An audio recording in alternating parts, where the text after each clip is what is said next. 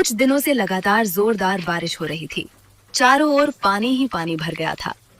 फिर कुछ दिन बीतने के बाद मौसम धीरे धीरे साफ होने लगा और आखिरकार धूप निकल आई। ये कहानी है एक गरीब लकड़हारे की, जिसका नाम मुकेश था। मुकेश बहुत ही मेहनती और ईमानदार इंसान था। उसके परिवार में सिर्फ उसकी पत्नी ही थी जो हर सुख दुख में उसका साथ निभाती थी।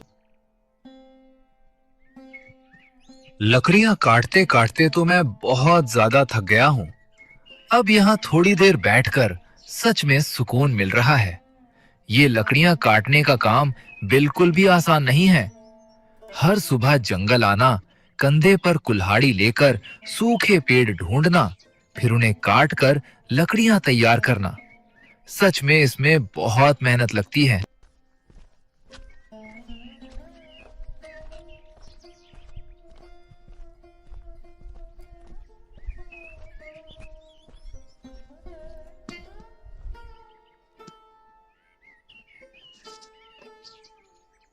अरे भाई, ये लकड़ियां और कुल्हाड़ी पास में रखकर तुम यहाँ अकेले क्यों बैठे हो? अरे हरिया, तू?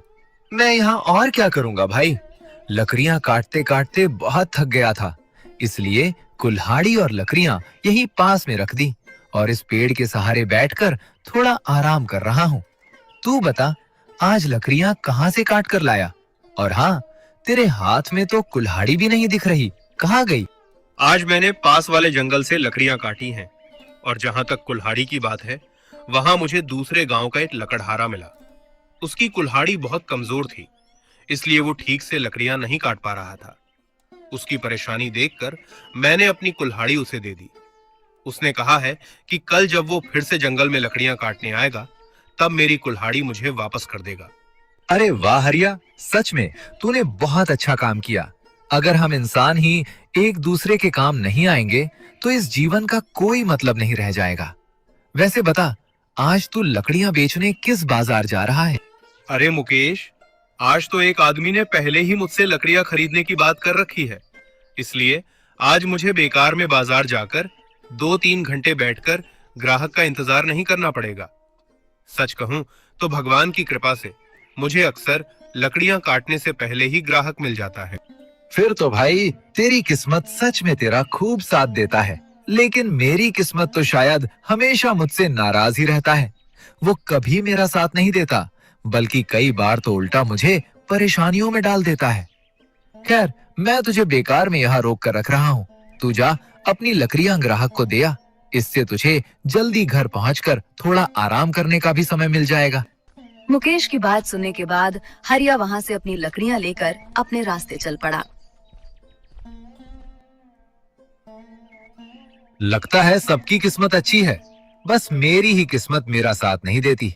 पता नहीं मैंने ऐसा कौन सा पाप किया है कि मुझे हमेशा मुश्किलों का ही सामना करना पड़ता है।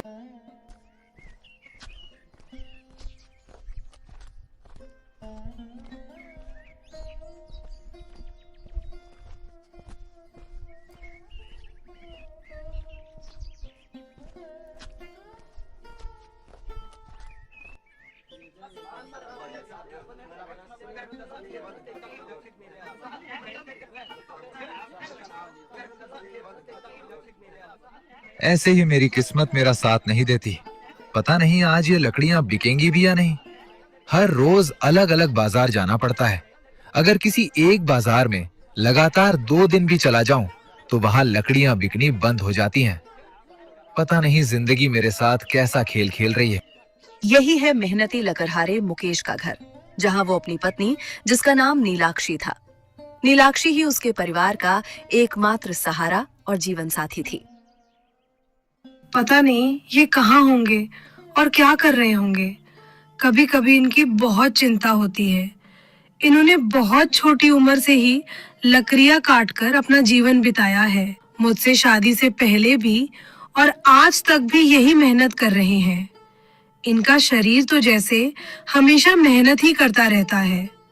आराम तो मानो इनकी जिंदगी में लिखा ही नहीं है। खैर, इनके आने से पहले खाना बना लेती हूँ, ताकि घर आते ही इन्हें गरम गरम खाना खिला सकूं।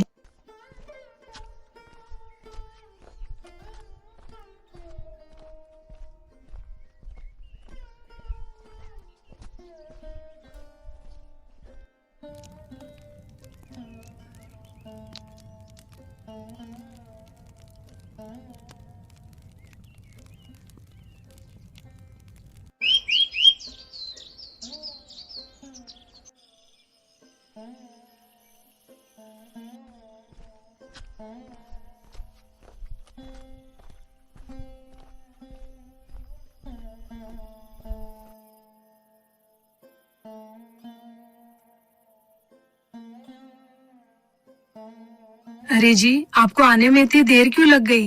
मैंने आपके लिए जो खाना बनाया था वो तो पूरी तरह ठंडा हो गया है। आपको थोड़ा जल्दी घर लौटना चाहिए। मुझे इतनी रात तक घर में अकेले रहना बिल्कुल अच्छा नहीं लगता। भाग्यवान, तुझे क्या कहूँ।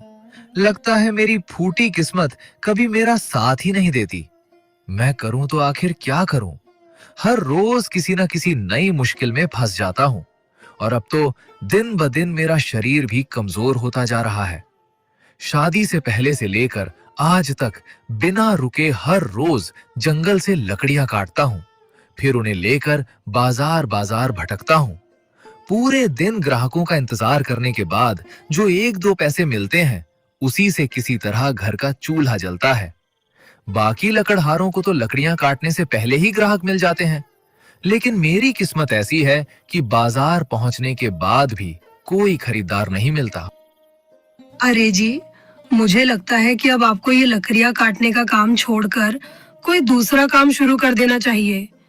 ऐसा काम जिसमें आपके शरीर को थोड़ा आराम मिले और घर का खर्च भी अच्छे से चल सके। मैं नहीं चाहती कि आप हर दिन इतनी कड़ी मेहनत करके अपनी सेहत खराब करें। आपके स्वस्थ रहने से बढ़कर मेरे लिए कुछ भी नहीं है। लेकिन भाग्यवान, करूं तो करूं क्या। मेरे पास कोई नया काम शुरू करने के लिए पैसे भी नहीं है। आज तो मजबूरी में लकड़ियां बहुत कम दाम पर बेचनी पड़ी, जिसकी वजह से मेरी मेहनत का पूरा फल भी नहीं मिला। ऐसे हालात में समझ नहीं आता कि क्या करूं। अब तुम ही बताओ, मैं क्या करूं। आपकी बात भी सही है। ऐसे अचानक कोई नया काम शुरू करना इतना आसान नहीं होता। हमारे जैसे गरीब परिवारों की सबसे बड़ी मुश्किल यही है कि हम कुछ करने की सोच तो लेते हैं, लेकिन गरीबी की वजह से उसे पूरा नहीं कर पाते। खैर, हम भी क्या कर सकते हैं।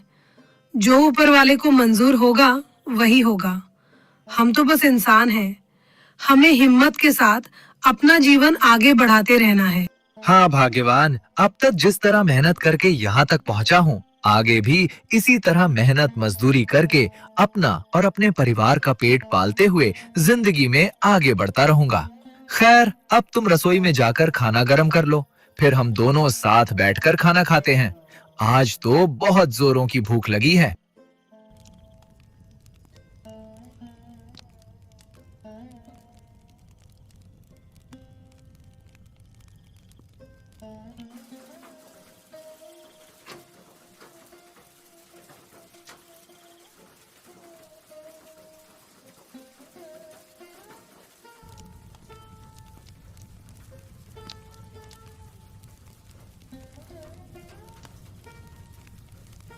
देखा भाग्यवान, मैंने कहा था ना, मेरी किस्मत सच में बहुत खराब है। ये कभी मेरा साथ नहीं देता, बल्कि हर बार मुझे किसी न किसी मुसीबत में डाल देता है। अभी थोड़ी देर पहले तक मौसम कितना सुहावना था और देखो, अचानक इतनी जोरदार बारिश शुरू हो गई। अब जंगल के सारे पेड़ भीग जाएंगे। तो बताओ, कल मैं लकड़ियां कहाँ से काटूंगा। अरे जी, ये तो प्रकृति की बात है। इसमें हम इंसान कर ही क्या सकते हैं। आप इतनी चिंता मत किया कीजिए। भगवान पर भरोसा रखिए, वो कोई ना कोई रास्ता जरूर दिखाएंगे। और अगर कल आप लकड़ियां काटने नहीं जा पाए तो क्या हुआ? एक दिन भूखे भी रहना पड़ जाए तो उसमें कोई बड़ी बात नहीं है। इसका मतलब ये तो नहीं कि आप दिन भर मेहनत करके आएं और घर आकर भी चिंता में डूबे रहें। अब आप सारी फिक्र छोड़कर आराम कीजिए और अपने शरीर को थोड़ा सुकून दीजिए। तुम्हारी बात तो बिल्कुल सही है भाग्यवान, लेकिन फिर भी अब मुझे खुद से ही नफरत होने लगी है। अगर इसी तरह चलता रहे, मैं इस जिंदगी से हार जाऊंगा। तुम ही देखो, कुछ दिन पहले लगातार बारिश होने के बाद बड़ी मुश्किल से 2 दिन धूप निकली थी, लेकिन आज फिर से वही जोरदार बारिश शुरू हो गई। आखिर कब तक किस्मत मेरा साथ नहीं देगी? अरे जी, समय आने पर भगवान सब कुछ ठीक कर देंगे। अभी पहले खाना खा लीजिए, फिर आराम से सो जाइए, ताकि आपके शरीर को थोड़ा सुकून और आराम मिल सके। और फिलहाल इन सब बातों के बारे में ज्यादा सोचकर अपने दिमाग पर इतना जोर मत दीजिए। जो होना होगा वो सही समय पर अपने आप हो जाएगा।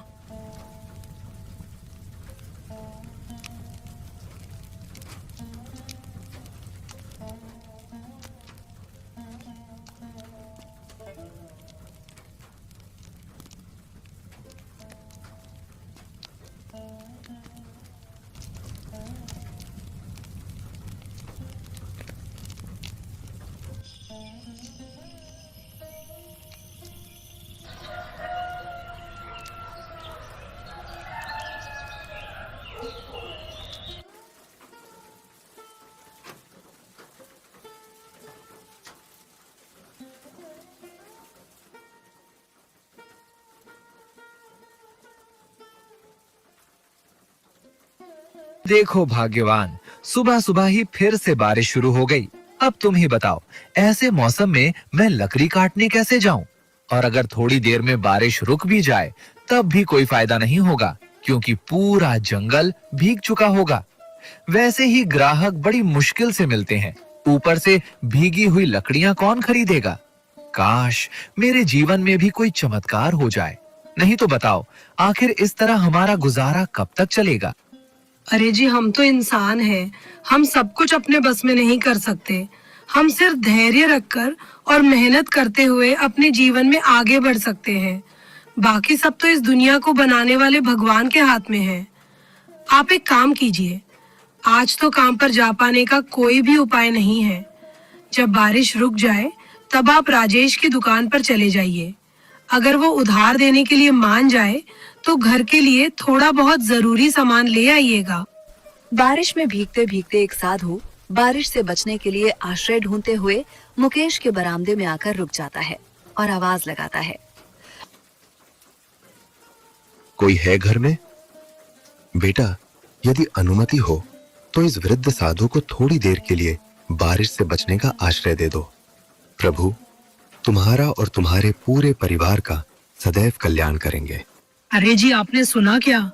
लगता है कोई बारिश से बचने के लिए आश्रय मांग रहा है। अरे हाँ भाग्यवान, मैंने भी आवाज सुनी। जरा जाकर देखो तो सही, कौन आया है। बाहर तेज बारिश हो रही है, इसलिए जो भी हो उन्हें आदर के साथ घर के अंदर ले आना।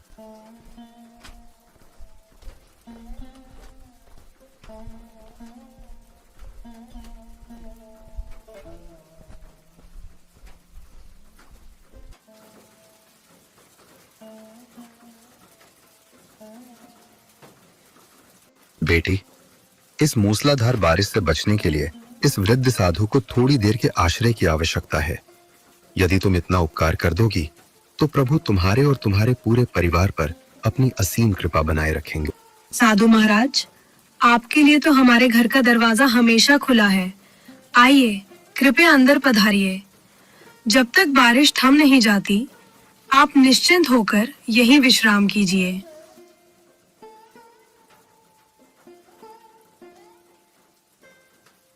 वत्स, तुम्हारे मुखमंडल को देखकर ऐसा प्रतीत होता है कि तुम किसी गहरी चिंता में डूबे हुए हो। यदि तुम्हें कोई आपत्ति न हो तो निसंकोच अपनी व्यथा मुझे बता सकते हो।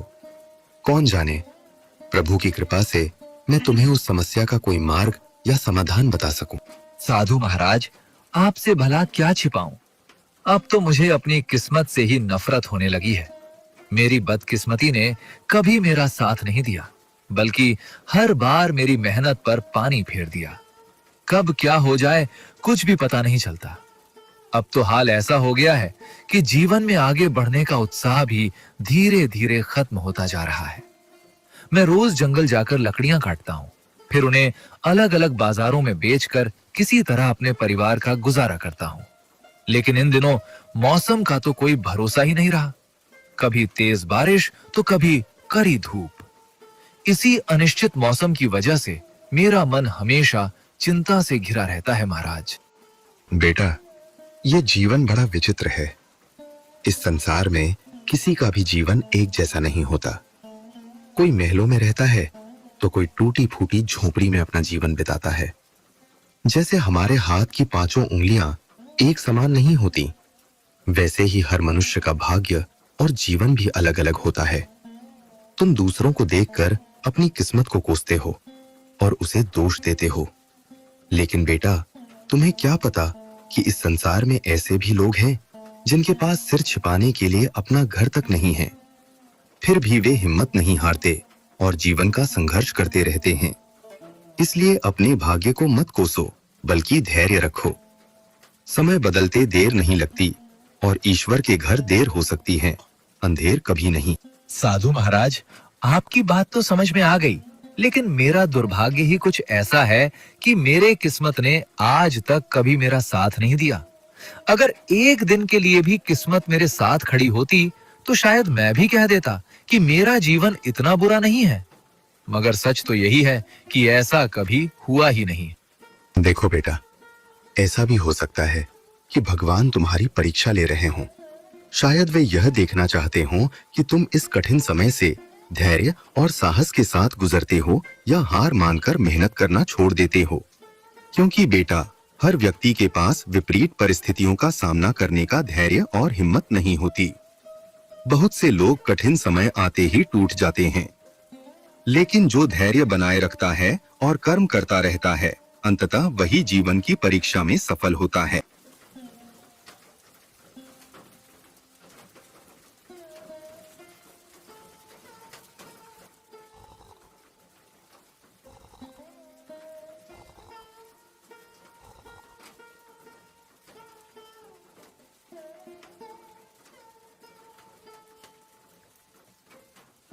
बेटा, तुम्हारा हृदय से धन्यवाद। इस मूसलाधार बारिश में मुझे अपने घर में आश्रय देकर तुमने जो उपकार किया है, उसे मैं जीवन भर नहीं भूलूंगा। ऊपर से तुमने प्रेम से चाय भी पिलाई।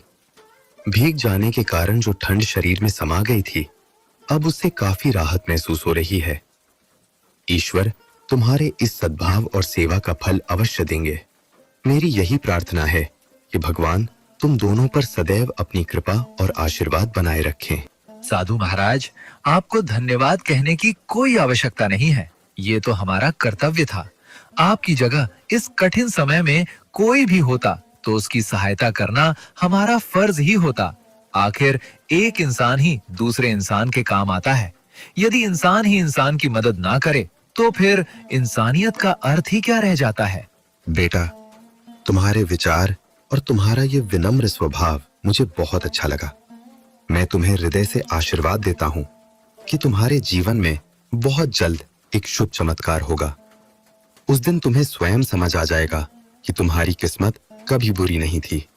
वो तो बस तुम्हें अच्छे समय तक पहुंचाने वाला एक कठिन और कांटों भरा रास्ता था।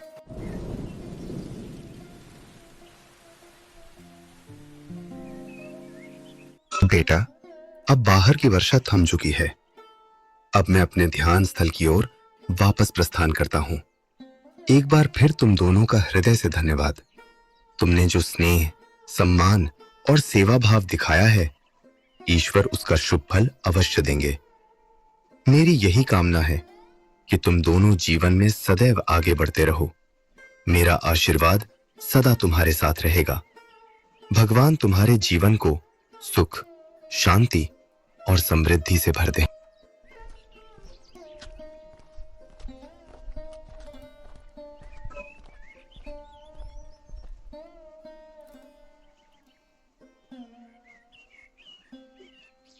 भाग्यवान, मैं जो कल रात से जीवन से हार मानकर चिंता में डूबा हुआ था, साधु महाराज से बात करने के बाद मेरा मन अब काफी हल्का हो गया है। उनकी बातों ने मेरे भीतर फिर से एक नई उम्मीद जगा दी है। अब मेरे अंदर दोबारा मेहनत करने का वही जुनून लौट आया है और मुझे विश्वास है कि एक दिन मेरी मेहनत भी जरूर रंग लाएगी। अरे जी, बस यही तो सुनना चाहती थी मैं। मुझे आपसे हमेशा यही हिम्मत और हौसले की उम्मीद थी। ऊपर वाले की लीला भी कितनी निराली है। इस मूसलाधार बारिश के बीच उन्होंने साधु महाराज को हमारे घर भेज दिया ताकि हमारे टूटे हुए मन को फिर से हिम्मत मिल सके। सच कहूं तो साधु महाराज की हर बात ने मुझे भी जीवन के प्रति नया साहस और विश्वास दिया है। खैर, अब आप जरा राजेश की दुकान पर चले जाइए और घर के लिए थोड़ा बहुत जरूरी सामान उधार पर ले आइए। नीलाक्षी की बात सुनने के बाद मुकेश ने कुछ नहीं कहा। वो चुपचाप घर से निकला और इस उम्मीद के साथ राजेश की दुकान की ओर बढ़ गया कि शायद आज उसे उधार मिल जाए और घर की जरूरत का सामान मिल सके। थोड़ा सा खुश क्या हुआ, किस्मत ने फिर से अपना रंग दिखा दिया। घर से निकलते समय तो तेज धूप थी, लेकिन दुकान तक पहुंचने से पहले ही आसमान फिर से काले बादलों से ढक गया।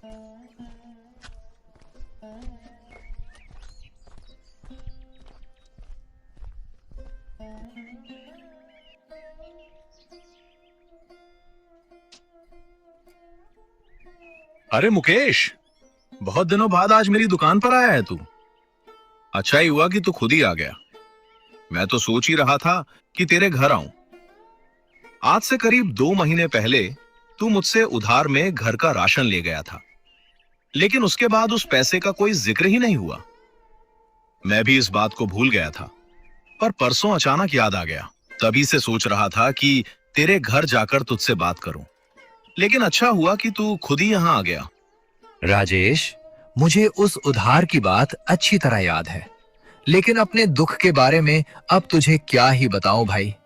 तू तो जानता ही है कि किस्मत ने कभी मेरा साथ नहीं दिया। पिछले 1.5 महीने से मौसम का कोई ठिकाना ही नहीं है। कब धूप निकल आए और कब मूसलाधार बारिश शुरू हो जाए, कुछ पता नहीं चलता। मेरा काम तो जंगल से लकड़ियां काट कर उन्हें बेचने का है। अब तू ही बता, ऐसे मौसम में मैं अपना काम कैसे करूं? कल किसी तरह धूप निकली तो जंगल जाकर कुछ लकड़ियां इकट्ठी की, लेकिन मजबूरी में उन्हें भी बहुत कम दाम पर बेचना पड़ा। अरे भाई, ये सब अपनी परेशानियां मुझे बताकर क्या होगा? मैं भी इसी दुकान के सहारे अपना और अपने पूरे परिवार का पेट पाल रहा हूं। मुझे तेरी मजबूरियों से कोई मतलब नहीं। मुझे तो बस अपने पैसे चाहिए। जब तूने मुझसे उधार मांगा था, तब तेरी जरूरत समझकर मैंने बिना किसी हिचकिचाहट के तुझे राशन दे दिया था। अब मेरी भी मजबूरी समझ और मेरे पैसे लौटा दे। राजेश भाई, मैं तुझसे हाथ जोड़कर विनती करता हूं, मेरी हालत समझ। आज भी मैं तेरे पास थोड़े से उधार की उम्मीद लेकर ही आया हूं।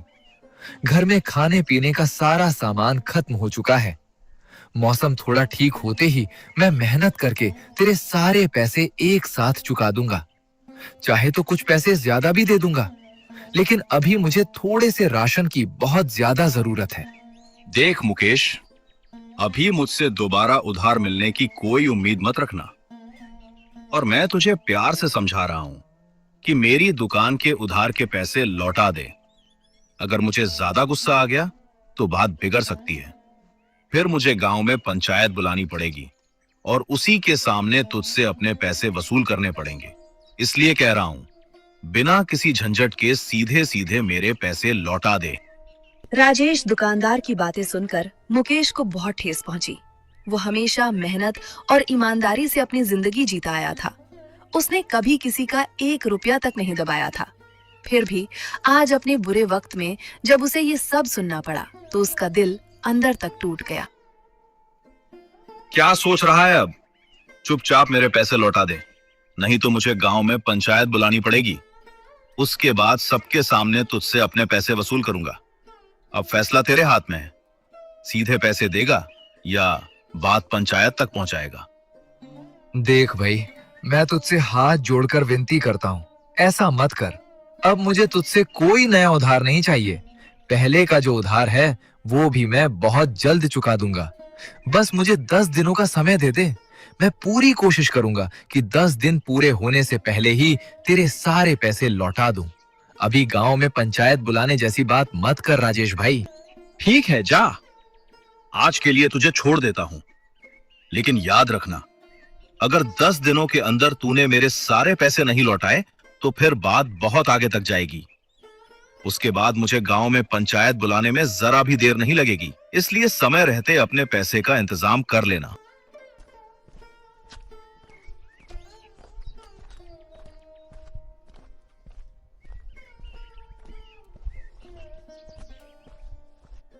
राजेश की दुकान से लौटते समय अचानक फिर से मूसलाधार बारिश शुरू हो गई।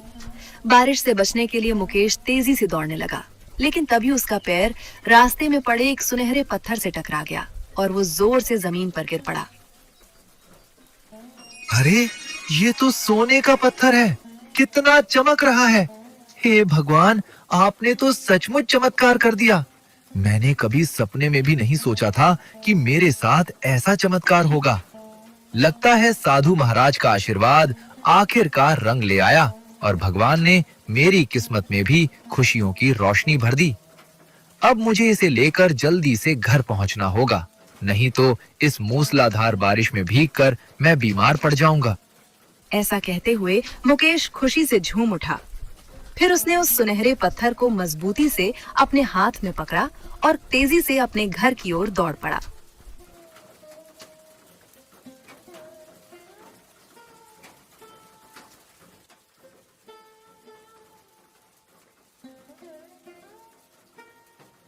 अरे जी, ये इतना बड़ा और चमकता हुआ सोने का पत्थर आपको कहाँ से मिला? मैंने तो ऐसा पत्थर आज तक नहीं देखा।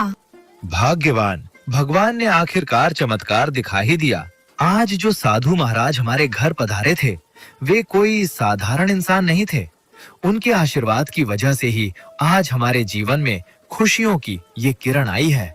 तुम्हें मालूम है, थोड़ी देर पहले राजेश ने पुराने उधार को लेकर मुझे कितनी खरी खोटी सुनाई। उसकी बातें सुनकर मेरी आंखों में आंसू तक आ गए थे, लेकिन मैंने किसी तरह खुद को संभाला और वहां से चला आया। लौटते समय अचानक तेज बारिश शुरू हो गई, इसलिए मुझे दूसरे रास्ते से घर आना पड़ा। तभी रास्ते में भगवान की कृपा और साधु महाराज का आशीर्वाद चमत्कार बनकर मेरे सामने आया। मेरा पैर इस सुनहरे पत्थर से टकराया, मैं गिर पड़ा और तभी मुझे ये अनमोल सोने का पत्थर मिल गया। इसी तरह मुकेश की बरसों की बदकिस्मती उसकी मेहनत, धैर्य और ईमानदारी के कारण एक चमत्कार में बदल गई। आखिरकार भगवान ने उसकी सच्ची मेहनत का फल दिया और उसके जीवन में खुशियों की नई सुबह आ गई।